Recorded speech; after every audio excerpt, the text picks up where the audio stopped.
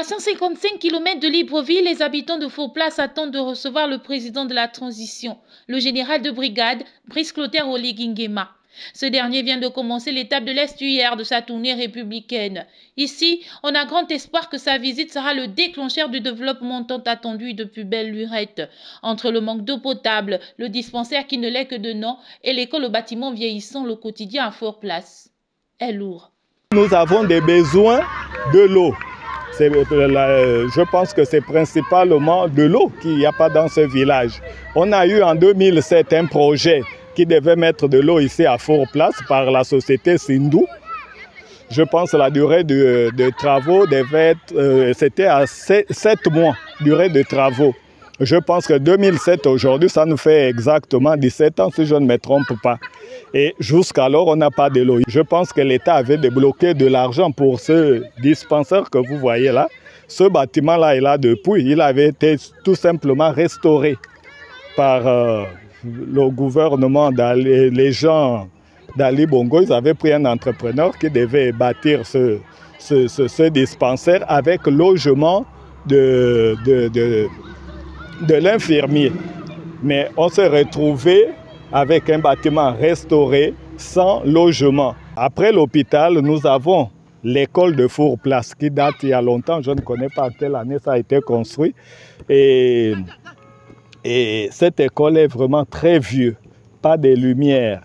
Et les élèves ont des problèmes pour voir au tableau. C'est un cycle de 5 classes. Mais si à Fourplace on s'est accommodé de ce sous-développement, le conflit homme-faune, lui, devient invivable.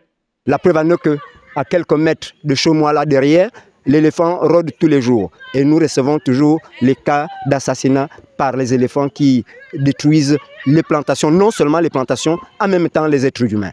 Nous, avec une grande famille qui travaillons dans cette zone, comment ça se fait que les éléphants viennent jusque derrière les maisons? Papa, ça là, nous on a peur maintenant. Parce que l'éléphant vient derrière ma maison et je me retrouve comment? À l'heure là, tu ne peux pas aller à l'eau. On prend l'eau où? Derrière. Mais les éléphants sont là. On ne peut pas être ravagé tous les jours avec le problème des éléphants.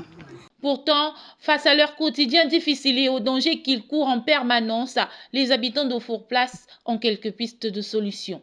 Ce que je voudrais, c'est que le président nous fasse une série, qu'il voie des partenariats chinois qui exploitent le bois au Gabon, que ces personnes prennent des décisions pour nous faire une série au carrefour La Remboué. Nous coupons les feuilles dans la zone de La Remboué. Nous allons là-bas presque tout le temps. Peut-être 4 fois dans la semaine que nous coupons les feuilles ou 3 fois.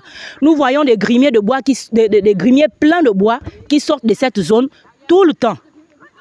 Mais pourquoi est-ce que ce bois ne peut pas être exploité au carrefour La Remboué ou même dans Fourplace ou Écouk Chantier pour pouvoir embaucher ceux-là qui sont dans la contrée, pour ne plus aller couper les feuilles tout le temps, pour ne plus se faire massacrer par des éléphants ou autres dangers. Parce qu'il n'y a pas que des éléphants, il y a des serpents, il y a d'autres dangers en brousse.